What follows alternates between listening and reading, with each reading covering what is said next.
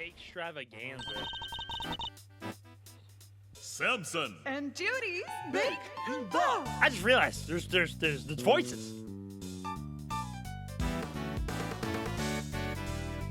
Macarons, waffles with cream, chiffon cakes that are light. Oh shit. Laugh and sing, smile, it's true. All that sweetness waiting for you. Well, where over there? Delvin's got something special to share. Ping. Oh wow. Now let's see what we got for you. Yeah! It's cooking time. Are you ready to make something special together? Yeah, yeah. Oh, I am, yeah.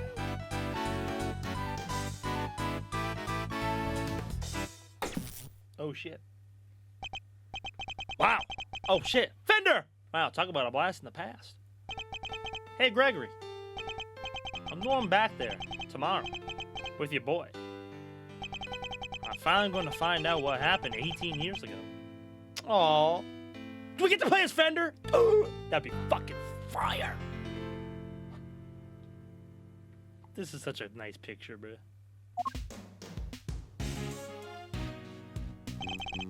Well, Fender, are you finally going to tell me what we're doing here? Why have you brought me to an art gallery of all places? Hey, you had nothing going on. It seemed like the perfect chance to come and enjoy the magic of star sign and stuff together.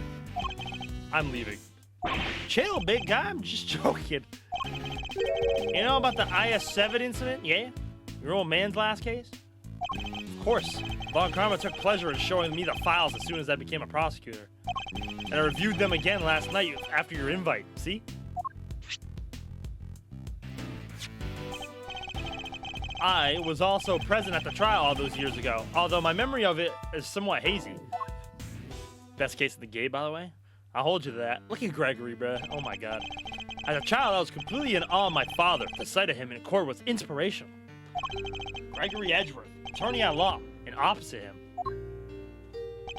the man who would become my mentor, Manfred von Karma. It was quite a case. I'm the guy who killed your father, but that's neither here nor there. However, it ended with the conviction of the accused. Ah, so you were there too? You were in the courtroom for Gregory's final outing? Well, that'll make explaining things easier. I wanted you to know something else, see? That's something being what really went down, not the truth in those files, but the capital T truth. It was 18 years ago, smack dab in the middle of a real doozy of a winter. The buildings were covered with a blanket of snow. It looked like the streets were lined with popsicles. But things weren't so innocent behind those frozen doors. In fact, some pretty sordid stuff went down. Aw, this was back before yours truly was the fine figure of an attorney you see before you today. 18 years ago.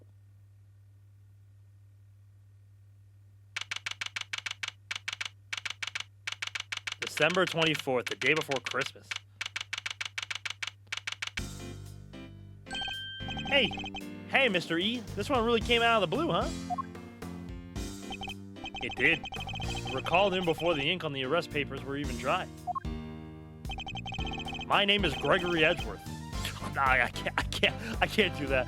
I'm a defense attorney. I'm here visiting a client with my assistant, Eddie Fender. I can't. A murder on Christmas Eve? What's the world coming to? In the dark of night, at the end of the day, I saw two timely saviors a-coming my way. Oh, this guy.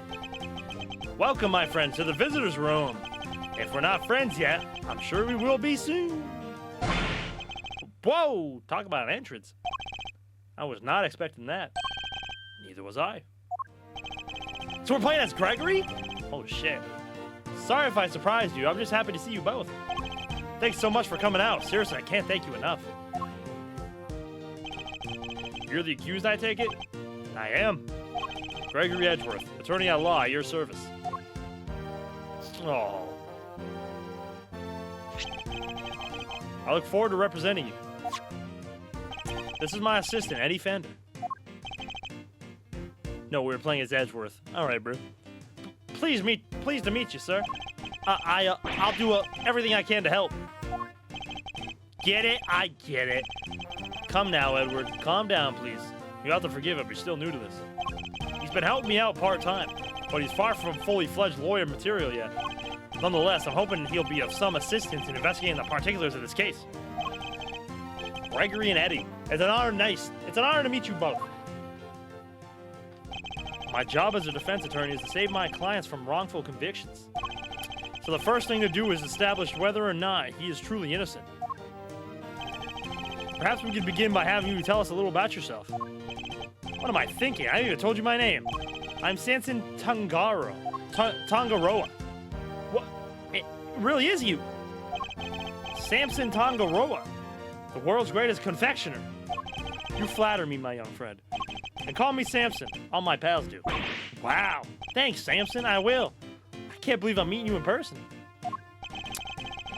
Seems Eddie knows something of our client. Mr. E, it's the Samson Tangaroa, the singing, dancing, confectionery making sensation.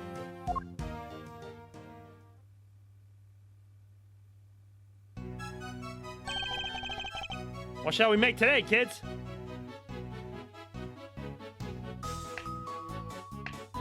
Macaroons, waffles with cream, chiffon cakes that are light as a dream. How old is Fender? Laugh and sing, smile is true. All that sweetness waiting for you. Look there, where? Over there. The oven's got something special to share. Ping. Now let's see what we've got for you. Yo, look at the guard, look at the guard, bro. What's up, Dylan? Jazz hands cop, look at the guard, bro. No way, I got to sing with Samson Tangaroa. This is a dream come true. Thanks, little pal. It means a lot to hear you say that. He's 18, a student working part-time at offices of Edgeworth & Co. studying to be an attorney. My apologies, but I think we need to discuss the matter at hand. Of course. I'm sure you're both very busy. All right, where would you like me to start? Oh, I like his animations. So you're not just a confectioner, but also a singer and a dancer? I sure am. When I'm having fun, my body just starts moving. You must really enjoy making desserts. Wouldn't be much of a confectioner if I didn't. I live to make sweets that will bring joys to others. Hey, they're not just things, they're works of art. Sparkling, dazzling, mouth-watering creations, the stuff that dreams are made of. So he aims to create joyous and inspirational pieces, does he? I understand that the incident in question happened at your mansion. It did. We were holding an international confectionery contest there when a body was found inside one of my creations. Wow. Damn. Inside one of your... No way. The detective in charge placed me under arrest because of it, and now here I am. But I can never take a life. Never. I'm sure the police will see that too in time. They'll realize their mistake. I sure hope so. What can you tell us about the victim? His name is Artie Frost. He was taking part in the contest. Mr. Frost was an wonderful confectioner. His creations were real things of real beauty. I just don't understand, why did he have to die? I'm sorry. He seems generally upset over the victim's death. I think I have a pretty good measure of the man now. Mr. Tangaroa, there's just one last thing I need to confirm with you. You didn't kill Mr. Frost, correct? Correct. I swear to you, I didn't do it. Like I told you, I could never take a life. Never. I like his hand, really. I like the way his hand does it. He seems quite sincere. All right, I'm gonna take you at your word. Thank you for being so forthright with me. Likewise, it's good to talk to somebody other than those detectives. We'll head to the scene of the crime and see what we can learn. We'll be in touch when we have something more to tell you. Goodbye, Gregory. Goodbye, Eddie. Count on you both. It's pretty cold out there, Mr. E. I never saw so much snow. Yes, and it doesn't seem like we'll be letting up anytime soon. But just look at this place. What a sweet house Samson's got. It's huge. Oh, sorry, that's Fender. But just look at this place. What a sweet house Samson's got. It's huge. Yes, bring enough to hold an international confectionery contest, no less. Welcome, welcome, everyone. Come on in, we'll have some fun. Oh, it's the lady.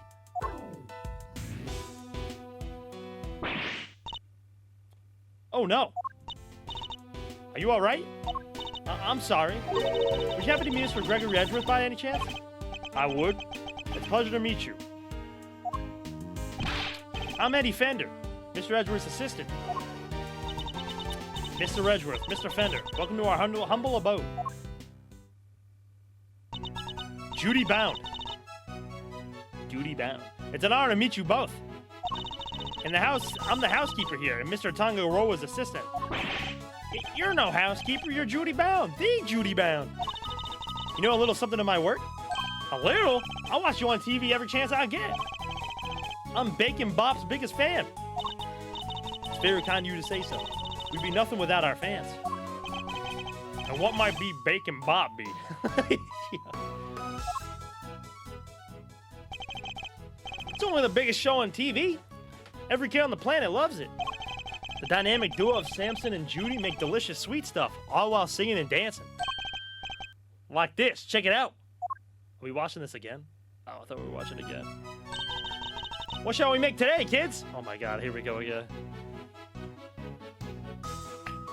Cookie dough, caramel too, fluffy show cream, tiramisu. Everyone come along. Baking treats with a smile and a song. There, ooh, there. I can't do it.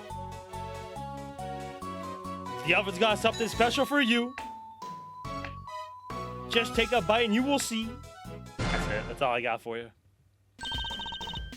That was wonderful performance, Mr. Fender. Bravo. What comes next? A show about a samurai made of steel? Imagine if he says that, bro. That'd be so funny. I dance along every time I watch the show. Perhaps Miles might enjoy it too. I'll suggest it later. Oh, that's so cute. The fact we get to hear him talk about Miles now too. But all this dancing really takes it out of a guy. Oh, I'm so sorry. I'm the world's worst hostess. Here, nothing relaxes the body and mind quite like a cup of tea.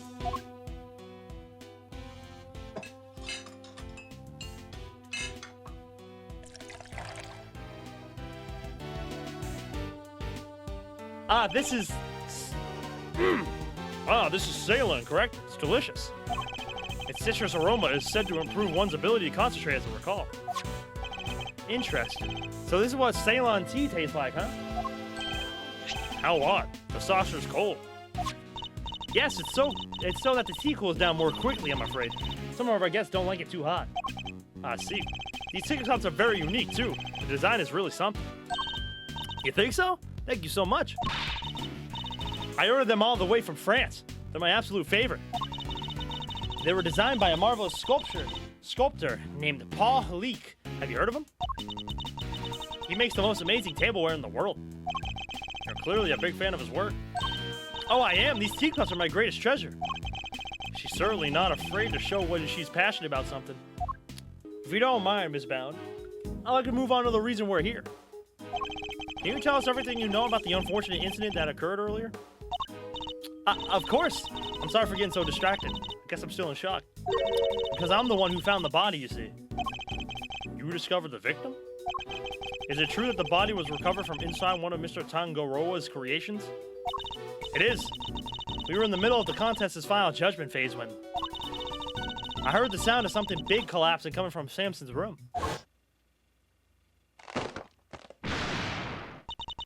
Brian! Samson, are you in here?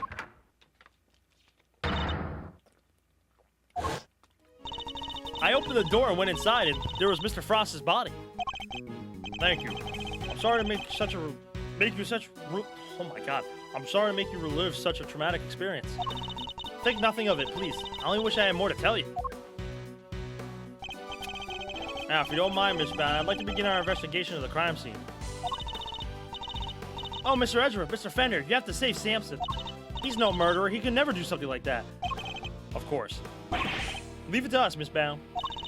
Thank you so much. I'll go serve the others their tea then.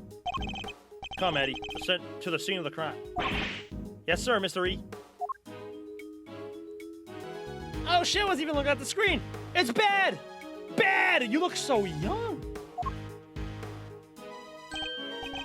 No way. Everything in this room is made of chocolate. I can't believe I'm getting to see so many of Samson's creations up this close in person. I might be more excited myself if this room wasn't a murder scene. Just hearing you say that sends a shiver down my spine. That might just be the temperature in here. It's rather cold. Yeah, now that you mention it, it is pretty chilly. Achoo! Black!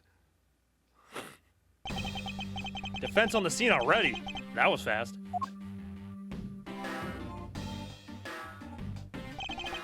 A pleasure to meet you. Gregory Edgeworth. I'm representing Mr. Tangaroa.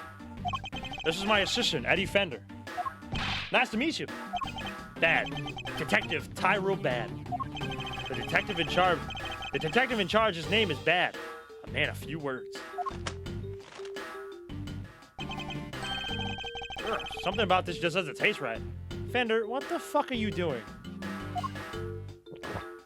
What the? You're eating your notepaper? He likes to chew over his thoughts rather literally, I'm afraid. It helps him to digest or remember them. It's a little quirk of his. Please try to ignore it. What? So that's Fender's special power, is that he can write stuff down, eat it, and remember it? Oh boy. Although I'd be the first to admit that's easier said than done. With introductions out of the way, Detective Bad, would you mind if we joined you in investigating the scene? Sorry, not gonna happen. What? How come? Mr. Edgeworth is a Mr. Tangaroa's attorney. Yeah, and attorneys will do anything to get them off the hook, even put words in their client's mouth. You think I need that on my crime scene? Mr. Edgeworth would never do something like that. I don't trust attorneys. Okay, kid? Detective, you established my client's supposed guilt based on an investigation of the crime scene, correct? That's usually how it works, yeah? What of it? Then extend me the same courtesy. I believe he is innocent. I would like the chance to prove it. You believe he's innocent? You didn't even see the scene yet? That's some flimsy lawyering. That's exactly why I wish to see the scene for myself. I need to ensure that my belief is based on solid evidence and sound reasoning. You about to tell me you're not leaving until I let you look over the scene? I am. Fine. Knock yourselves out. Thank you, Detective. But I'm coming around with you. Like I said, I don't trust attorneys. If you're good with that, go ahead and get to it. That was a lollipop this whole time? I must admit, I didn't see that coming either. Better get started then. I'll need you to take notes, Eddie. On it, Mr. E. Let's get this over with. Let's go! We get to run around as freaking Gregory, bro. Look at Gregory! Look at the man go. And you are?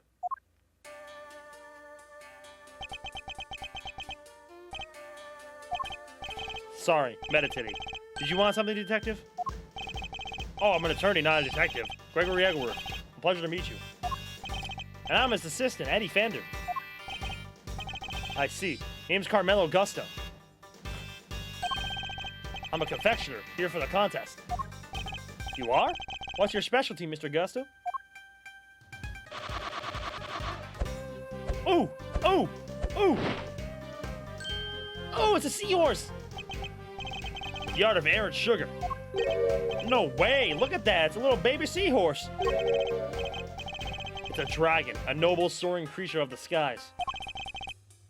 That's a dragon? Does look more aquatic than airborne. No need to sugarcoat it, my design sense is weak. I know that better than anybody.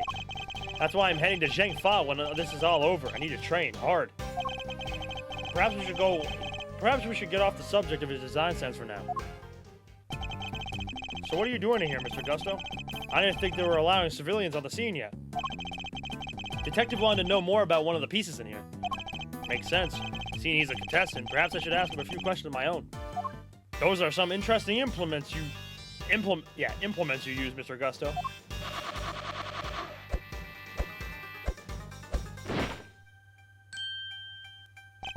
Sugar blowing pumps. They put air into the sugar.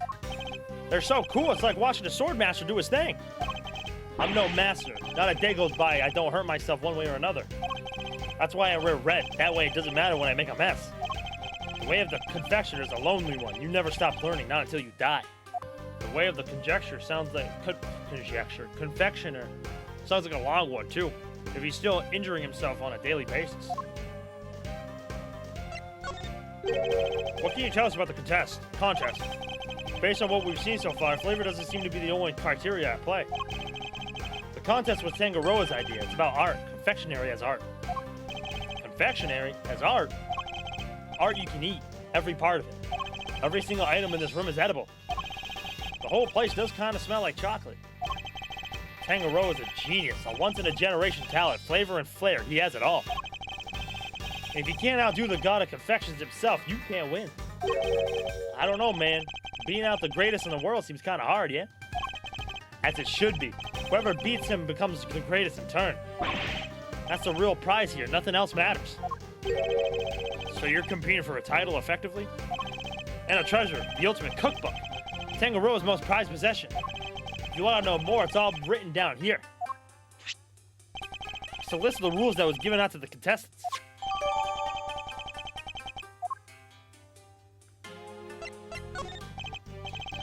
Sorry, I don't know much about what happened. I only heard it after the judging was over. How was the judging organized? It started at 3 p.m. Tangaroa began making the rounds right around then. Oh, wow. He left his own room, then worked his way around the venue clockwise. My creations were the first to be judged. After that, he went to Scone's room. She's another one of the contestants. What can you tell us about her? Ruthless. Brutal. There's nothing she wouldn't do to win. She was working with cream. Some kind of dreamscape. And last of all, Frost's room. His thing was flavored ice. Sculptures this time, or so I heard. Ooh, excuse me. Bound found I hate everything. Bound found the body while Tangaroa was still making the rounds. She panicked, ran to call the cops. Tangaroa went right on judging. Claims he didn't know a thing about it until afterward. Went ahead and looked over the victim's work, even though the guy was nowhere to be seen. Pretty suspicious behavior in anyone's book. I don't have enough information to challenge him on that yet. By the way, Detective Bad. What were you and Mr. Gusto talking about earlier? I was going to ask about the piece on the wall here. The one in the frame. Seemed like something was off. Thought I'd better ask somebody who knows about this stuff. But then you bozo showed up and pulled me away from my very important work. Perhaps we could take a closer look at it together. Can't take a hint, can you? Mr. Gusto, would you mind helping us out? Of course. Confectionery is my life. If you have any questions, I'll be happy to answer them. Thank you. It's very kind of you. Who knew you could make a picture this pretty out of chocolate? Samson really is a god among men. Is it really made out of chocolate, though? Looks far too much like a regular illustration to me. You have a good eye. I'm impressed. That's no piece of candy. That's the ultimate cookbook. The ultimate cookbook? In other words, the grand prize. What? So it's made of chocolate? So it's not made of chocolate after all? No, the book is simply framed in some. Tangaroa showed it to all of us when he gathered here to explain the rules. So the participants knew the grand prize was in this room the whole time. Anyway, you see it too, right? The frame. Something's missing. Ah, the oddity Detective Bad was going to ask Mr. Gusto about earlier. Yes. You're right, Detective. Something is missing from this frame. So it's not just me? Huh? What's missing? I better show Eddie what part of the frame is missing some chocolate. Take that! Oh, that was hard. Look at the decorative work in the corner here. Something's missing, no? Oh yeah, it's different from the other side. It's not like Tangaroa. The balance is all wrong. But that's not all. Take a look around. Every confection in this room is missing some small bit. You're right. The candle holder, the nautical stuff, they're all like that. Did somebody deliberately damage them? That's a very good question. Or did Tanjiro just want to look like somebody messed with his work? He never do that to his own creations. Never. Could this have been some deeper meaning for the case? Oh shit, I didn't even see that. Oh shit, that's like a handprint. I didn't even see that. Are these finger marks? Yeah, but we don't know whose yet. Still haven't figured it out. No fingerprints, no ID. Finger marks without prints. They could certainly be important to the case. It's a real head scratcher, all right. Not really. I'm guessing whoever wore gloves. Aw, where's your sense of romance, of adventure? There doesn't tend to be much of either at a crime scene, Eddie. Wait, there doesn't tend to be much of either at a crime scene, Eddie. Achoo! Oh, you're all right, Eddie? Yeah. But it sure is chilly in here. Huh. Yes, it wasn't exactly warm out in the fountain room either. But it's even colder in here. Would you like to borrow my jacket? No, I'm fine. And besides, you said you'd give it to me when I finally got my attorney's badge. I did, didn't I? Why don't I have the heat down so low? Chocolate needs to be kept at the right temperature. Take a look behind that panel on the wall. What panel? Look at that. It was here this whole time. There's one in each of the contest rooms. Tanjiro hid them so they wouldn't spoil the aesthetic of our works. What do the controls do? They adjust the temperature and the lighting. It's all the way down to negative 22 degrees Fahrenheit, cold enough to keep any confectionery from melting. So in effect, each room is a giant freezer. It's 59 degrees in here, no wonder I'm cold. Hey, Detective Bad, you mind if we turn it up a little? Preservation of the crime scene is the foundation of detective work. But I'm not a detective. The same goes for you, attorneys. The same goes for attorneys, Eddie. We must never disturb the scene of the crime. Get used to the cold. It's all part of your training. Chocolate needs to be kept between 59 and 65 degrees. There's no way around it. You know the temperature by heart, huh? Guess it is your job. It's the very least I should know. Any real confectioner should be able to tell you that and more. All right, what about lollipops and cream? If it's not too hot or too humid, a lollipop should be fine just about anywhere. Cream needs to be kept at around 50 degrees. Need to watch out for heat and humidity, huh? Duly noted. Detective Bad kind of brightened up when he was talking about lollipops, didn't he? I suppose he must be very fond of them. I don't believe there's any more to be found here. So this is where the body was discovered. Yeah. They took it away already, but everything else is just how we found it. It appears the body was inside the treasure chest. Yeah, a woman by the name of Bound found it. Bound found. Can we stop? Samson, are you in here?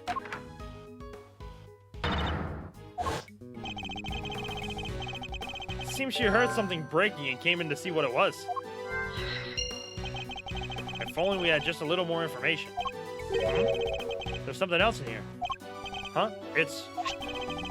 Looks like a seal of some kind. With somebody's initials in an intricate shape carved into it. Is it for making those fancy wax things on... Oh, my fault. Is it fancy for making those fancy wax things on documents? Do you think it belonged to the victim? No idea, but it's got to get logged anyway, so I'll take that. It's really rather impressive making an entire ship out of chocolate. That's Samson Tangaroga for you. Don't you just want to take a big bite out of it? Which part to bite first, though? That's the real head scratcher, you know? Play any part of a kid and you'll be off this crime scene so fast your head will spin. Hey, it was just a joke. Stop staring at me like that. I do sometimes wish Eddie could keep his cool a little better.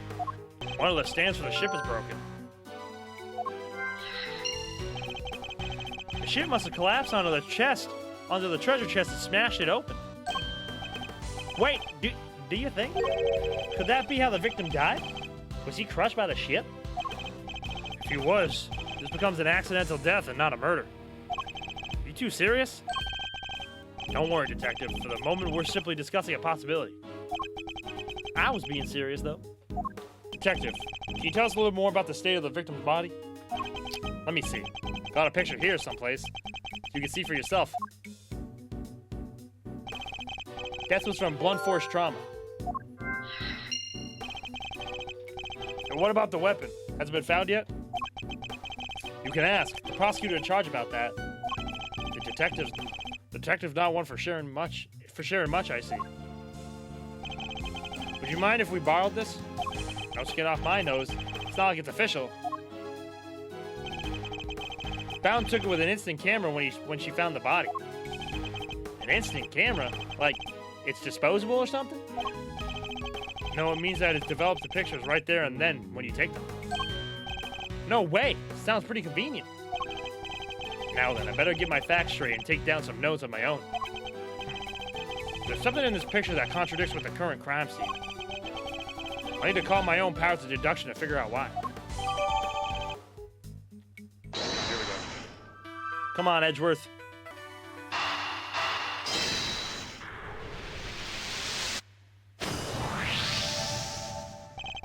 The stand broke and the ship collapsed with it.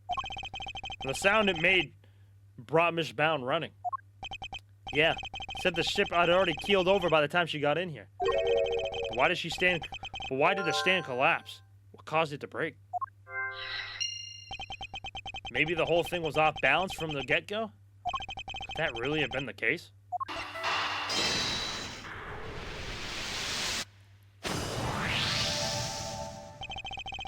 All of Mr. Tangaroa's creations are missing a little piece each, including one of the stands that was holding up the ship. Somebody really went all out. Do you think it could have been the killer? It's certainly a possibility. Either way, I think we can safely say the stand was damaged in our mystery person's tampering spree.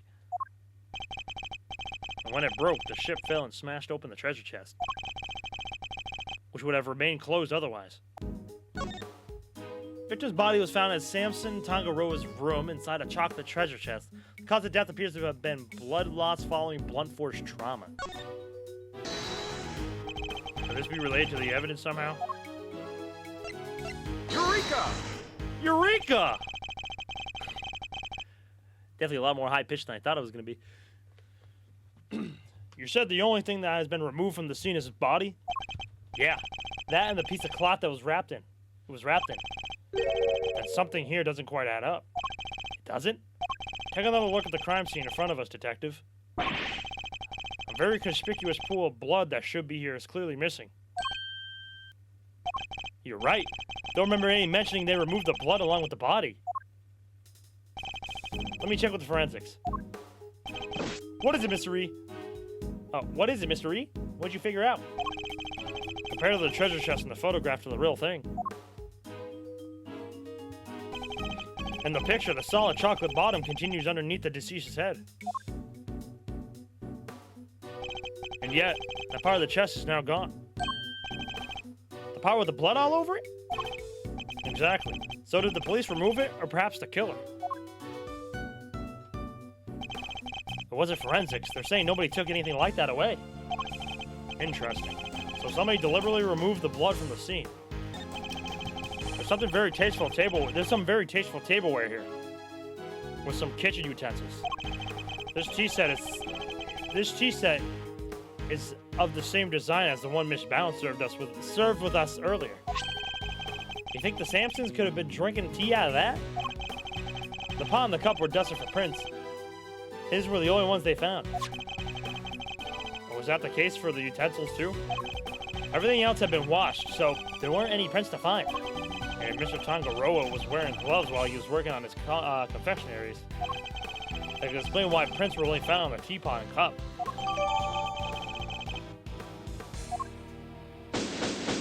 That was the one thing I was missing. I think we're about done here for now. Well, if it wasn't this is nice. Well, if I wasn't convinced before, I am now. Tangaroa did it.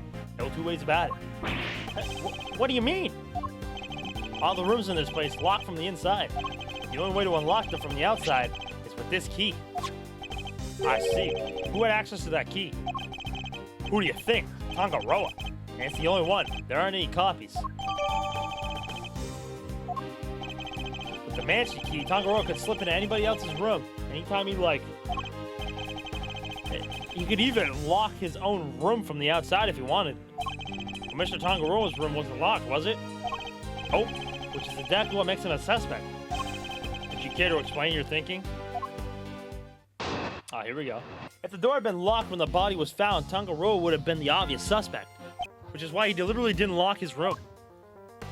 And why he smashed the lid of the treasure chest so the body was on full display. Everyone was supposed to gather in his room when the judging finished up. So he made it look like the murder happened while he wasn't there. The one thing he didn't plan on was Bound finding the body. Anyway, that's my thinking on this whole thing. Good enough for you, Mr. Attorney? Do you also believe it was Mr. Tangaroa who damaged the other pieces in this room? Yep. I know you have to believe your client. That's your job, but I am a detective and I serve the law. And no matter how squeaky clean somebody might seem, a suspect is still a suspect. I fully understand your reasoning, detective. Now, would you mind if I applied a little critical thinking of my own? Do your worst. Just as the detective won't compromise his devotion to the law, I won't compromise my beliefs either. I'm not about to just accept his version of events and fact. I'm going to show him the piece of evidence that highlights the contradiction in his claims. Get him!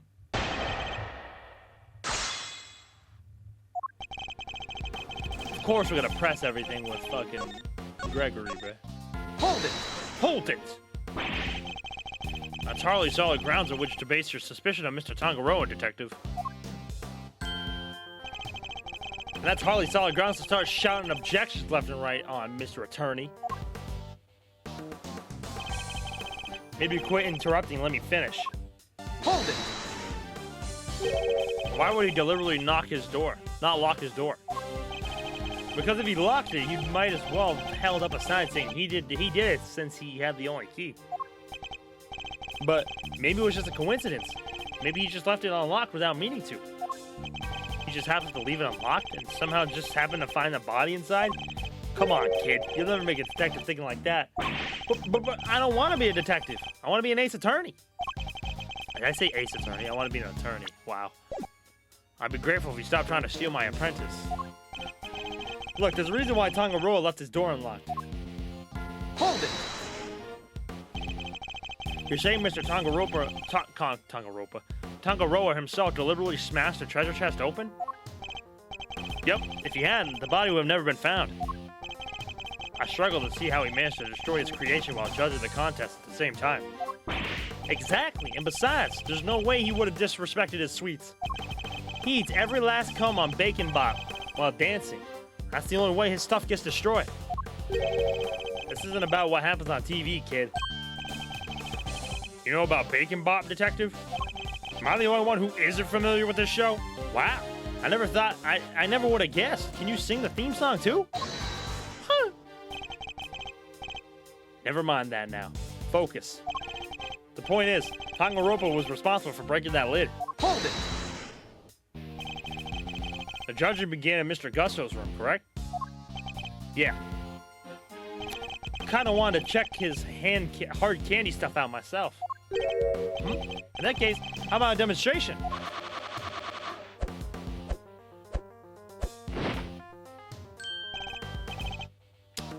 Well, it's you, detective. Are you calling him a dirty dog? Huh? It's a wolf. Huh, a lone wolf. I like it. I'm starting to enjoy these little displays. Anyhow. Hold it! Do you have a clear idea when exactly the murder took place? Not yet. Autopsy report's still pending. And yet, you still went ahead and arrested Mr. Tangaroa? We may not know when the murder happened, but we know when the body was discovered. It was while Tangaroa was judging Gusto's room. Perfect alibi if you could set it up right. But still not grounds for an arrest. Surely you have to agree with that. Do I? especially when I've got nothing more to say to you. Why do I get the feeling he's hiding something? Detective Bat seems pretty convinced that Mr. Tangaroa is the culprit. But there's no way he would have vandalized his own creations, no way! Still, the treasure chest did get smashed, and there's no denying that. Perhaps we should focus more on what led to the body's discovery. Doing so should make it easier to spot the flaw in Detective Bat's theory. Objection! Objection! I did not expect that. That is a strong objection. We've established that the body was hidden inside the chest. And that Miss Bound only came running into this room when she heard a sound. It seems reasonable to infer that the sound was that of the chocolate boat collapsing. Sure, seems likely based on the evidence, and yet you assert that it was Mr. Tangaroa who had smashed the lid of the chest? I believe this photo makes it clear that it was the ship that did the smashing. That occurred only moments before Miss Bound had entered the room. Oh, the point! Then it could have been broken by Mr. Tangaroa, who was out judging the contest at that time. I never said he did it then in there. He could have done something to the stand so it could collapse when he was in the middle of judging. Objection! Objection! Have you any way of proving that assertion? Nope. But the investigation isn't over yet. There's still time. So he has a higher voice than I thought. I still like the voice I'm doing for him, so I'm gonna keep it. So he doesn't have anything conclusive. Have you found any prints in this room besides those of Mr. Tangaroa? Yep, on the door. But we found Tangaroa's and Foss's prints on there too. We were all brought in here for a briefing right before we started to work on our creations. Those prints are probably from then. I take it you haven't checked in any of Mr. Tangaroa's works for prints yet? Why would? We know that somebody tampered with them. Therefore, it's possible that they left prints behind when they did so. Fine. But if we don't find anything, your guy's still top of my list. Got it? You! Check all this chocolate stuff for prints, now! Yes, sir, right away! Detective Bat! We finished dusting the chocolate and we found the prints that don't belong to Mr. Tangaroa, sir. Go on. Whose? Delicate Scone, sir. She's one of the contestants. Good work. You can go back to whatever you were investigating before. Yes, sir. So it seems we have a suspect besides Mr. Tangaroa. Even without your lawyering input, I wasn't about to wrap up the investigation anyway. I'll go speak to Miss Scone and see what she has to say for herself. Delicate Scone. Mr. Gusto mentioned her too. He said that she was ruthless, that she'd do anything to win. This Scone lady sounds like a pretty suspicious character, huh, Mr. E? Yes, I think we better try to speak with her ourselves as well. Detective Bat, would you mind if we accompanied you? Babysitting you is not my job. Aw, come on! But I guess you did pick up a couple of useful clues already. So if you want to tag along, be my guest. Thank you, Detective. You're too kind. Aww. But Detective Bad, sir, I don't think that's such a good idea. The lead prosecutor's still busy in there. It'll be fine. Me and him don't exactly see eye to eye anyhow. Fucking Manfred. Who is this him? Who are they assigned the case to? Manfred von Karma. What? They give it to von Karma? He hasn't lost a case in 25 years. Manfred von Karma, a living legend over at Prosecutor's office. We've never faced one another in the courtroom, but I've heard plenty of stories. They say he'll do anything to ensure a guilty verdict. But I can't let that distract me. For now, I need only to continue to do what I believe is right.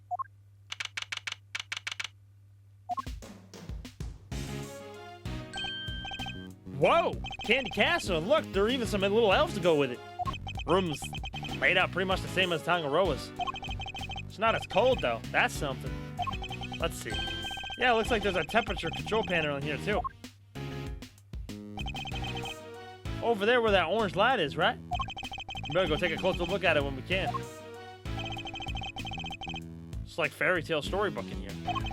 And this whipped cream covered construction must be the work of Miss Delicate Scone. Where is Miss Scone? Me? Why, I'm just over here, dearie.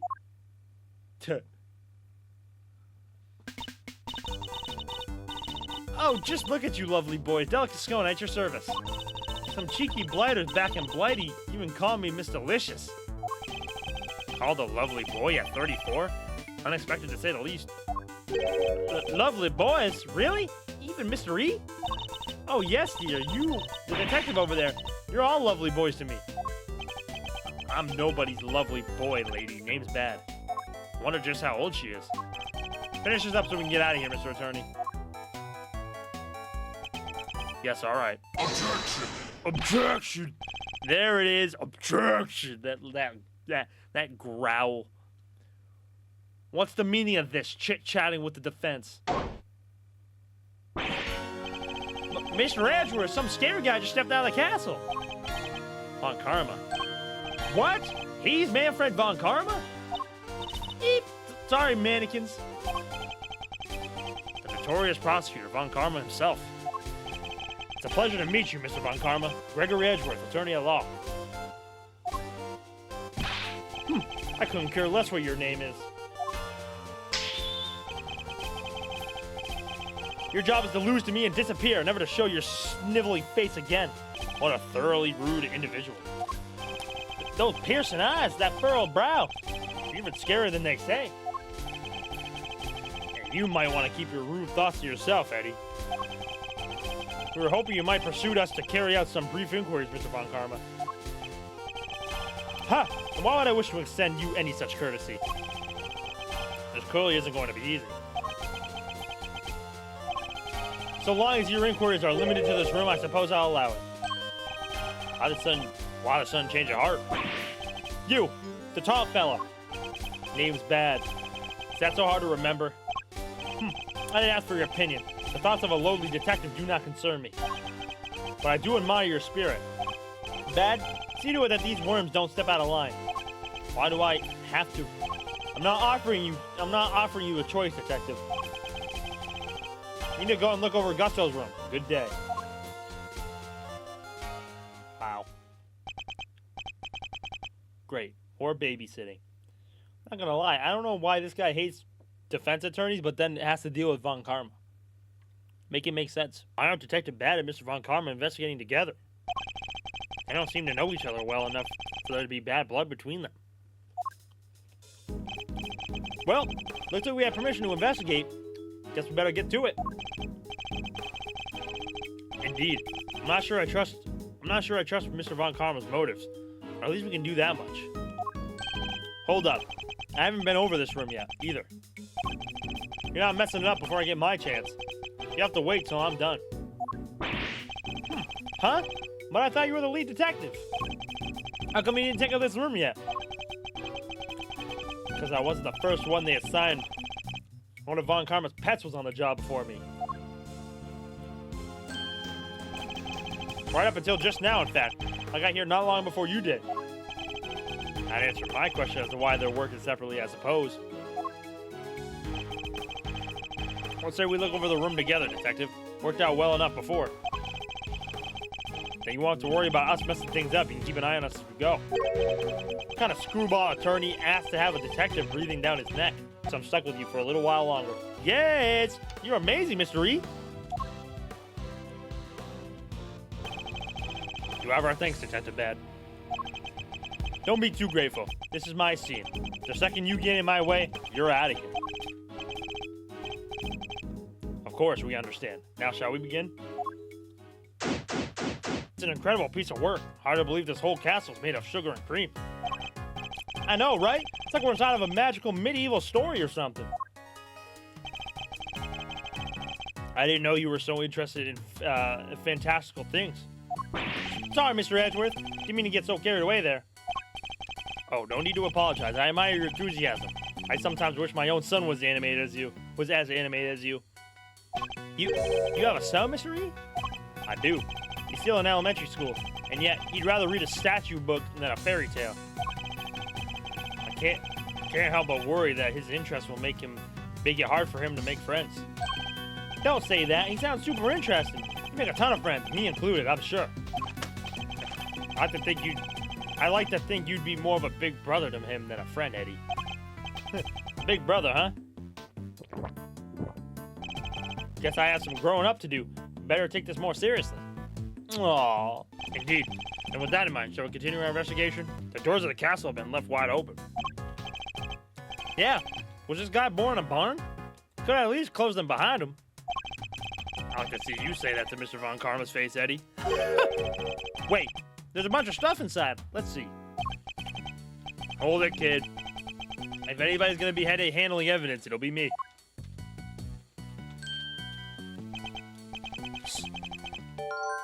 Creep's going all runny. It's all over the detective's shoes. Why are all these items being stored inside a candy castle? All right, tell me what you want me to look at first. 2 big rock crystals. Looks like somebody was using the castle for storage. Kinda expected something a little more exciting behind those doors. Oh, I know. Maybe there are giant uncut gemstones.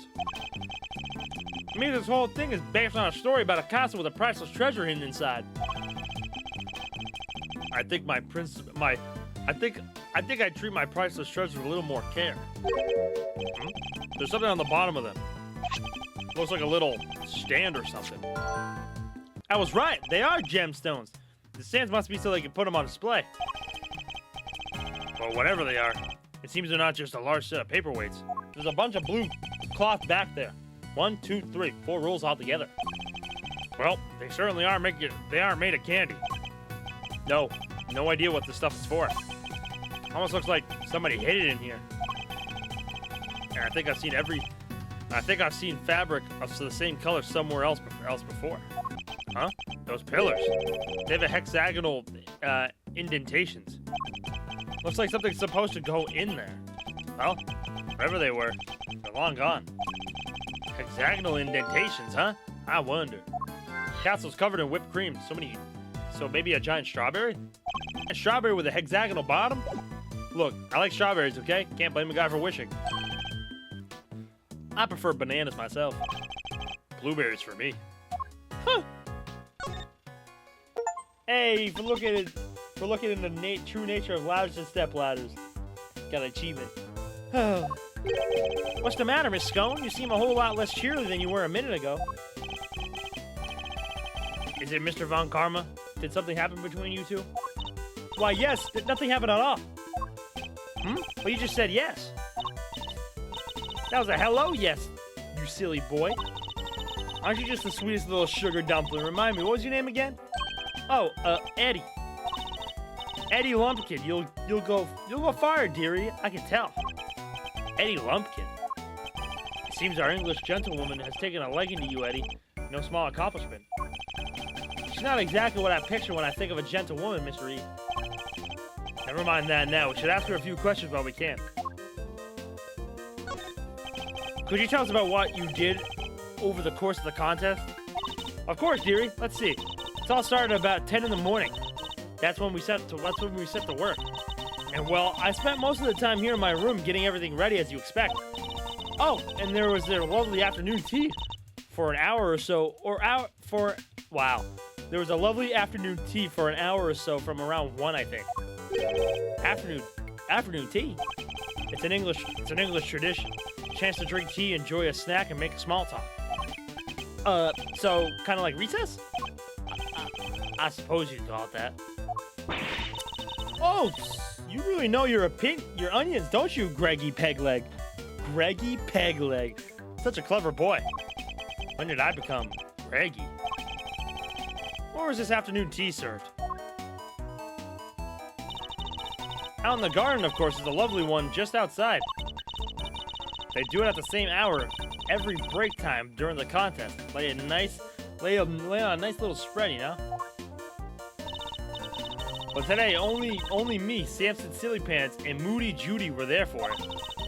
Sammy Poople had already finished his big creation, so he was there the whole time. But poor old Chili Winks and Gusty Pants had to miss out because they hadn't finished yet. Bless them. You're saying everybody except Mr. Frost and Mr. Gusto was present?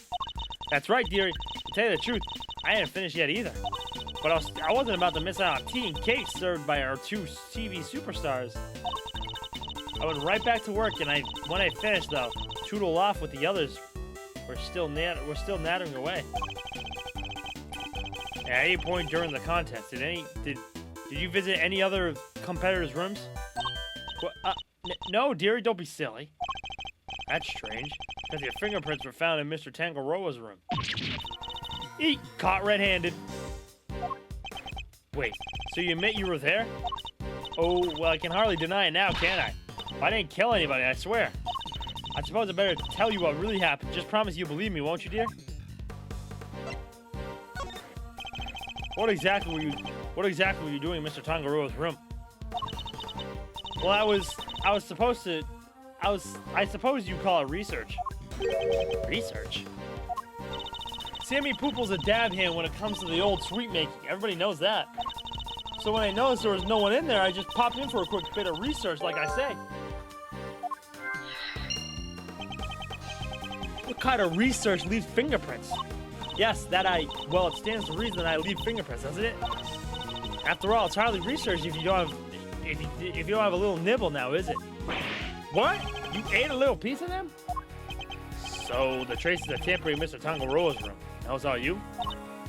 I'm ever so sorry, sweeties. I didn't mean to make a mess. I just had to take a little bite here and there, didn't I? I didn't want poor Sammy Poople to getting upset, so it was just the teensy bits and pieces. And the stand holding up the ship. You took a bite of that too, I suppose? Oh, yes, dear. Of course I did. It was you. You brought the whole thing crashing down. I'm sorry, my lovely. Truly, I am. Hold on. Is that why you left the afternoon tea early? You were heading off for a second helping us sweets? Look, just please believe me. I never killed anybody, I promise. Our actions were certainly suspicious, but that's about all we can say for now. Here's the one for you. All yours, bruh.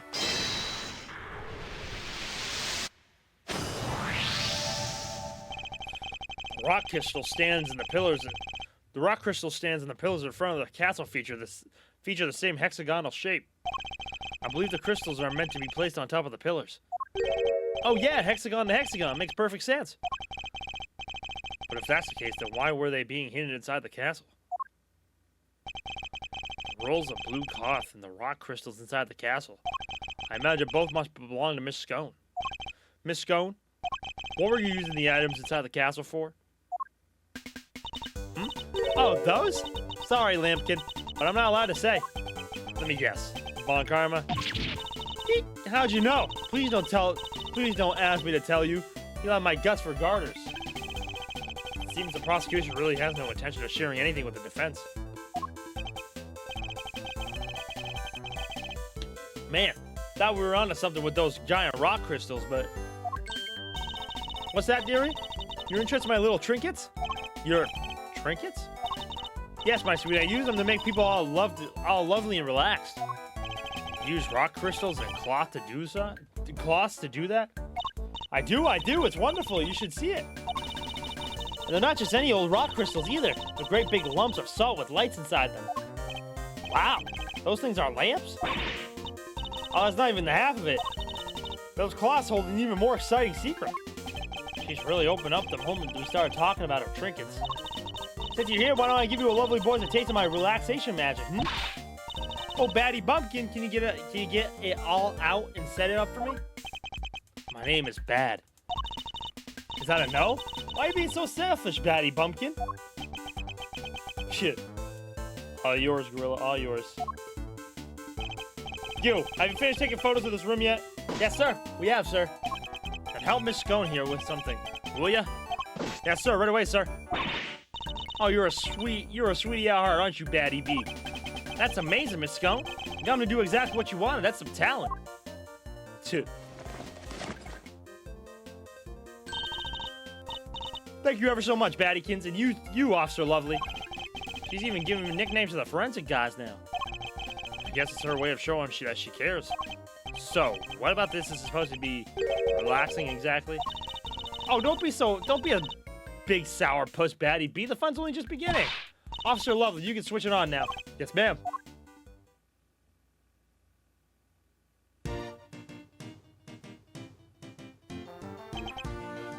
Huh? Wow, it's beautiful. It is.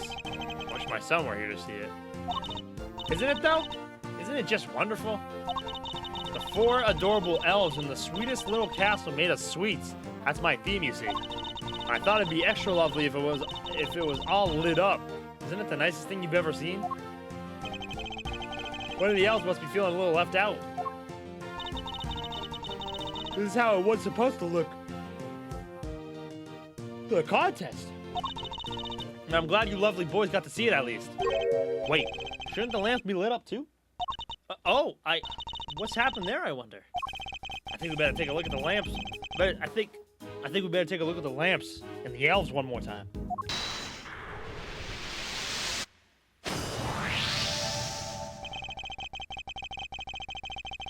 The whipped cream in this room is collapsing because the temperature is too high. It's 68 degrees. My messed up shoes can vouch for that.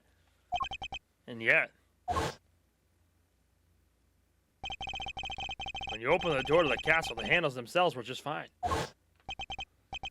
Yeah, they were sturdier than expected. Sturdy? That's not what I would have described the most things made out of confectionaries.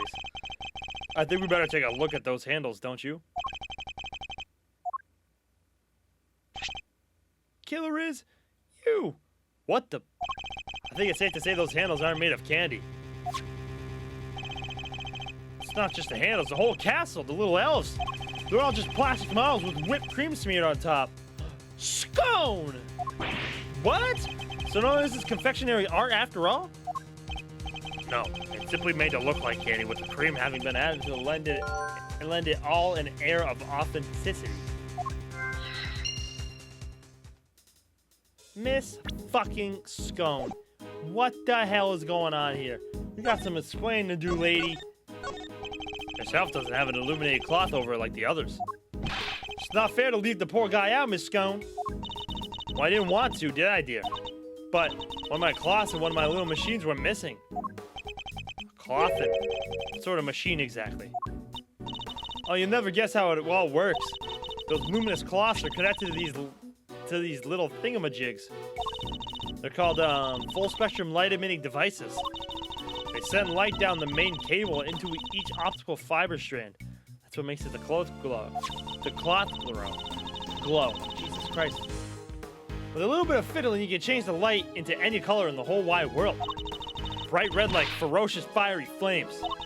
Cold blue like clinking crystals of ice.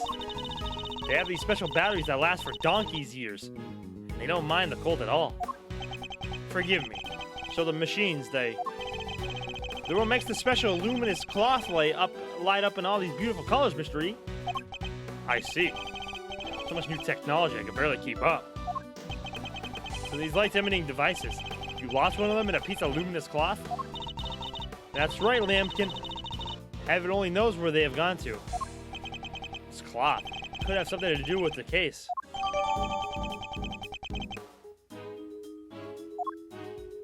These lamps appear to be broken. Bulbs are smashed. Both of them. Maybe they fell and broke on the floor? Look, there's a red stain on one on the left. That's not just a stain. That's... Yep, it's blood, all right. I can smell it. What? Blood? Why is there blood on this lamp? Could it have had something to do with why its bulb is broken? We better take a closer look at the other one, too.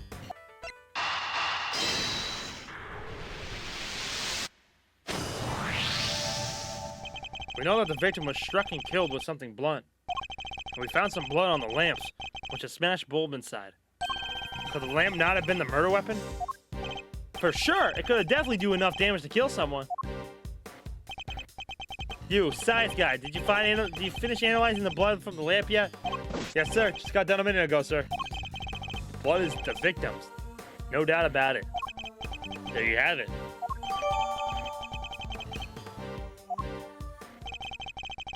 So the murder weapon was hidden in Miss Scone's room. I'm beginning to think we may need to add her to our list of suspects. Miss Scone. Eureka! Not following the rules. Take a look at the list of rules for the contest, Detective. Non-confectionery items may not be used as decoration.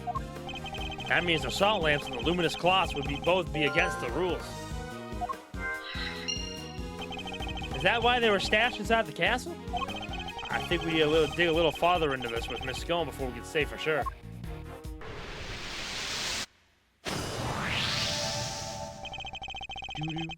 Do. So not only did she use decorations that were against the rules, she didn't even make any real sweets. Miss Scone made a mockery of the rules. Yeah, guess she's not gonna get crowned world's greatest now. And that's why it's so warm in here? Do you think it's got something to do with all this? That's a good question. I think we better go ask Miss Scone herself. Miss Scone, why is the temperature of your room set to 68 degrees? Because I hate the cold, don't I, dearie? And besides, being chilly's no good for a girl. If I want to keep my fresh face complexion, I've got to be careful about these things. We ladies have to stay young, don't you know? How old is she really, though? That's what I like to know. It's not polite to speculate on a person's age, Eddie. But most of your work is made out of whipped cream. And whipped cream needs to be kept at 50 degrees or it starts to deflate. Is that so, dearie? Well, silly me, eh? I've only gone and made a whoopsie. Wait, she really didn't know that?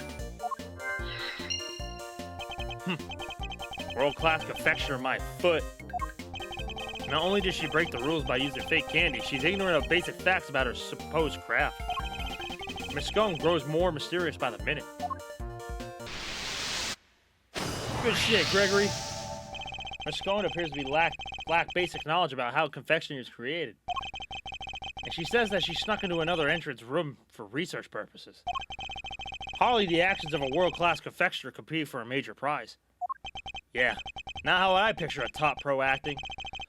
Does she maybe just lack a little confidence, or is she actually not a confectioner at all? Perhaps she had another agenda altogether. After all, we only have her word for that she went into the room to do some research. Wait, you mean maybe she went in there to commit a murder? There's no way of saying for certain just yet. But she is hiding something, that much I'm certain of. Woo!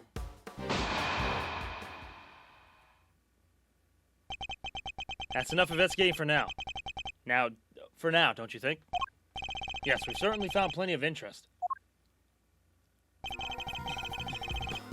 Something's been bothering me for a while now. Mr. Von Karma would have surely found the murder weapon when he searched this room. And yet, he didn't arrest Miss Scone. He even seemed interested in questioning her. I think our first priority should be to find out what he's really up to. Detective Bat, I have a few things I'd like to ask Mr. Von Karma.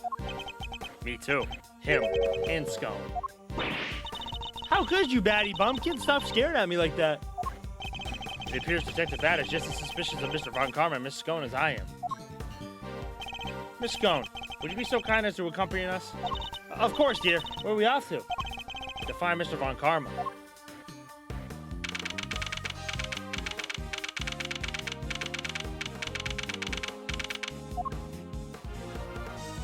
Scary. Oh, whoa. Mr. Von Karma, we'd like to speak with you if that's all right. Judging by your faces, I'm guessing you found the murder weapon? We did. It was in Miss Scone's room. Which means that Mr. Tangaroa should no longer be the only person of interest. Huh, nonsense. It doesn't matter where the weapon was found, Tangaroa is guilty. And as long as this is my case, guilty he shall remain. How can you be so sure of Mr. Tangaroa's guilt? You have an explanation, I assume? For why the murder weapon was in Miss Scone's room? Of course I do. And I'll be delighted to share it with you. Oh well, we just hop right into it. Tangaroa could kill Frost with one of Scone's salt lamps in order to frame her for the murder. To complete the deception, he took it back to her room once the deed was done. After all, if it had been found near the victim's body, Tangaroa would have seemed doubly suspicious. A body may be hard to move, but a murder weapon? Considerably less so. And that is why there was no piece of evidence on the scene that pointed to a particular suspect. Oh, that was cool. Okay, that was cool. That was a cool damage.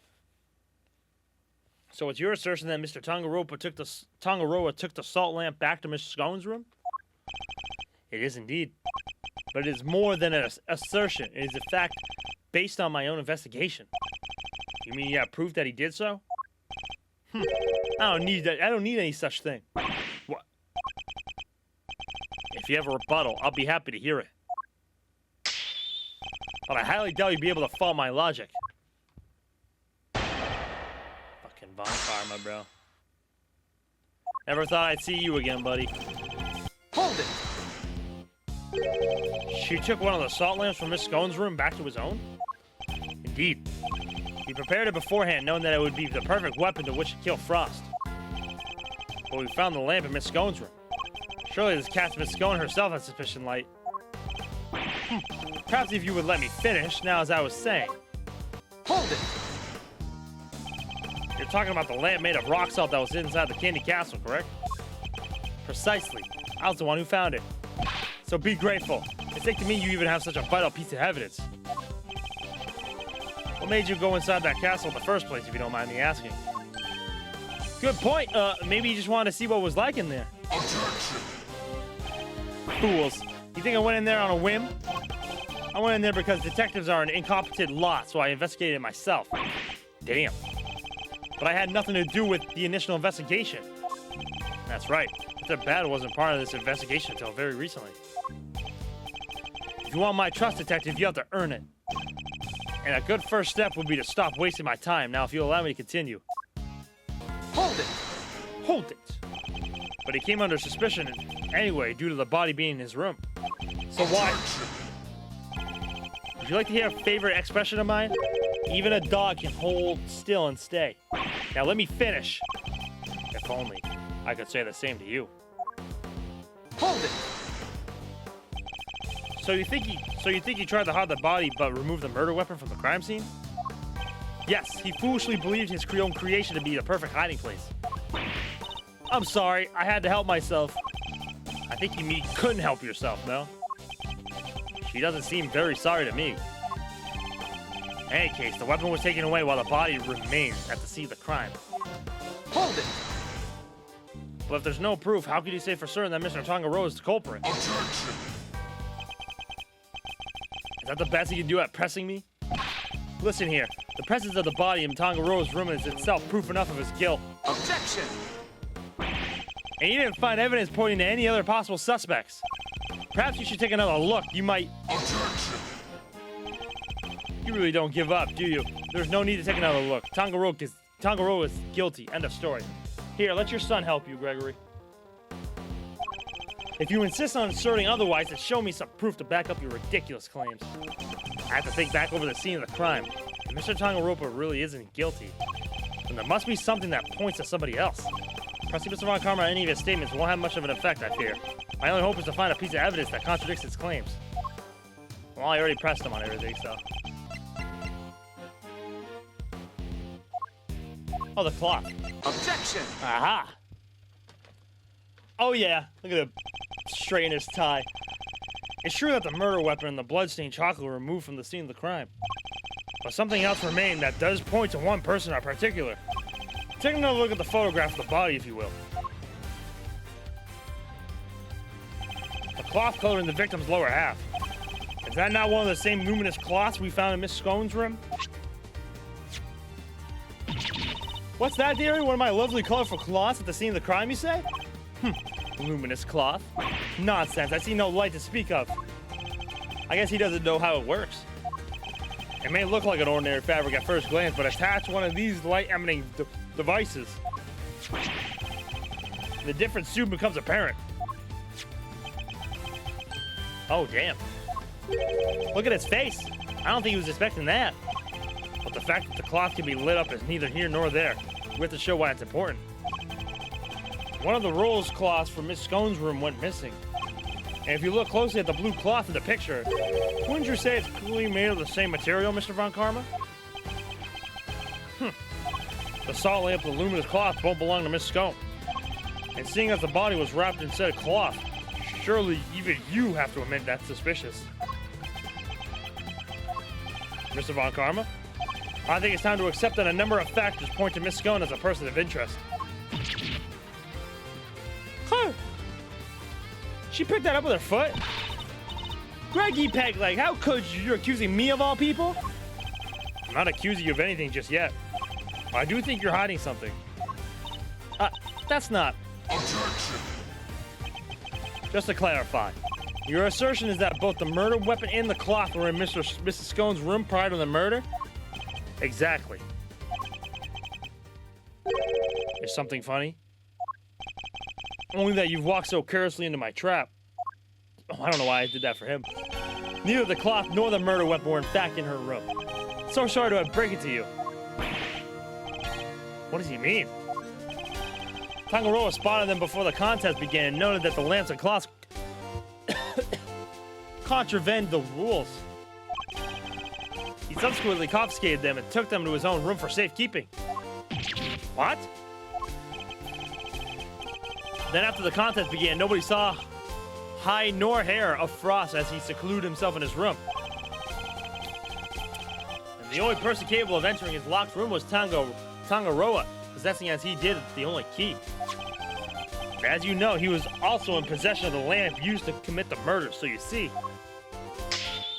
Snap. I have everything I need to get Tangaroa convicted all along. Well, how does it feel? To have lost at me before you even set a foot in the courtroom. Ugh, this can't be happening. Wait, all our hard work was for nothing? Miss Scone, why didn't you tell us your stuff was confiscated by Mr. Tangaroa? Well, dear, Mannequin said that if I spilled the beans, I'd end up being the one under suspect, under suspicion. Mr. Von Karma said that? And he wasn't wrong, was he? You two accused me yourselves just a second ago. Pathetic. Curse you, Von Karma. You led us to the murder weapon. No, we make certain assumptions as a result. One more thing, my pathetic friend. There are only two sets of fingerprints on the murder weapon. Two? Yes, those are Delicate Scone and Samsung Tangaroa. No other was found. Tangaroa used the lamp he had confiscated to murder Frost, and was foolish enough to hide it in Scone's room without first removing its fingerprints. Oh, at this rate, no one will even need to testify. My perfect evidence will do all the talking for me as I secure his guilty verdict. Objection. But wait, what about the luminous cloth that was left behind in Mr. Tangaroa's room?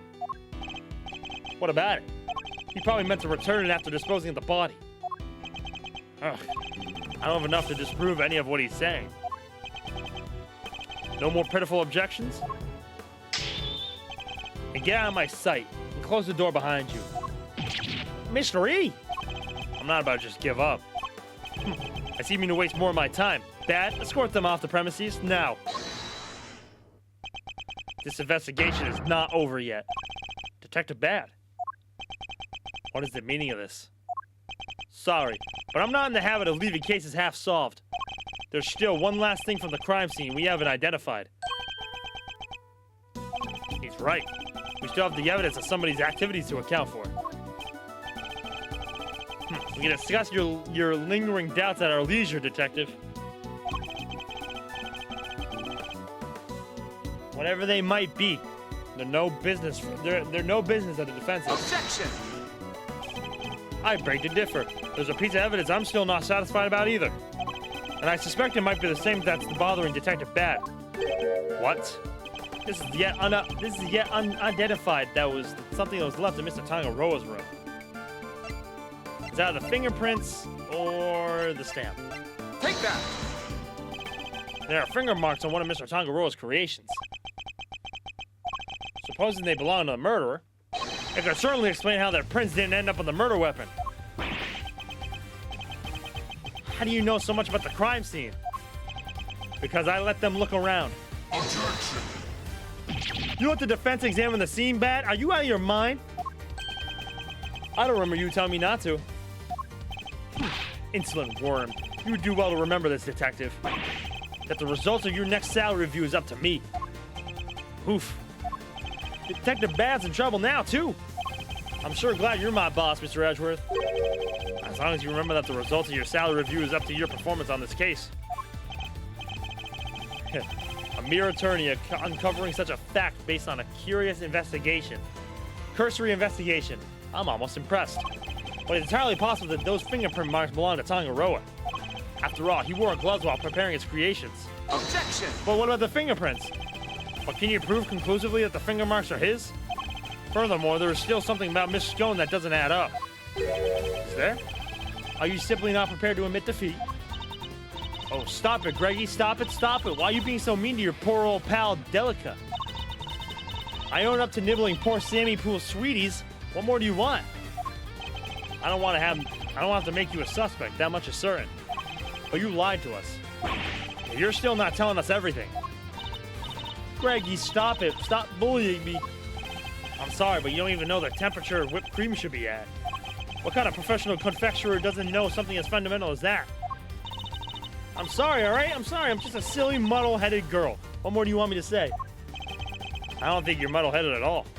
I think that you were never a confectioner in the first place. Objection!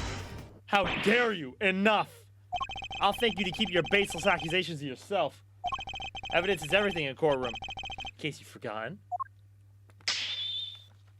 If you're going to accuse a witness of perjury, then I demand that you present something to back it up. This isn't a courtroom, is it? Nevertheless. What proof do I have that Miss Scone doesn't know the first thing about making desserts? Take that! Every single one of Miss Scone's creations breaks the rules of the contest. Objection! The offending items, the cloths and the lamps, were duly confiscated as we established. And the witness did not go bring them back to her room herself. Objection! But those weren't the only rule-breaking items in her room. What? The entire fantastical world Miss Scone created, every last bit of it. It's all just a collection of plastic models slathered in whipped cream. That cream is the only authentic confectionery in the room. Yo, get him, Greg! No real world title contender would ever stoop so low. Is this true bad? Yep, saw with my own eyes. Stepped in with my own shoes. Get him, Gregory! I love this. I love that we get to play as Greg, bro. This is fantastic. Did we finally convince him? And young Fender? With her lies exposed like this, surely he can't continue to deny the facts. Miss Scone, your actions place you firmly on our list of suspects. No, dear, I'm no killer. So why don't you finally start telling us the truth? Who are you really, and why were you tampering with your rival's work? All right.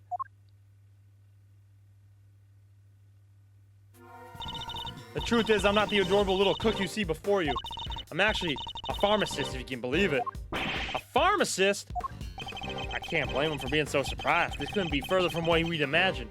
So what's somebody in your line of work doing entering a contest like this one? Well, I just love eating sweets, if you must know. And Sammy Poople's sweets are the best, so I just had to enter. I mean to end up making it all the way to the final. Even Mr. Von Karma's lost for words. That's it? That's the only reason you're here? Yes, dearie. It was worth it. Samson's Silly Pants and Sweet is the tastiest treats I ever did eat. And the finger marks? Were you the one wearing the gloves? No, that wasn't me, dear. I don't even wear gloves. Remember, Miss Scone's fingerprints were found elsewhere in Mr. Tangaroa's other creations. I'd say that points to her not having worn any gloves. Exactly, Lambkin. Greggy Peglegs got the right end of the stick. I'm an innocent woman. Objection! Is your head filled with cream too? Oh shit.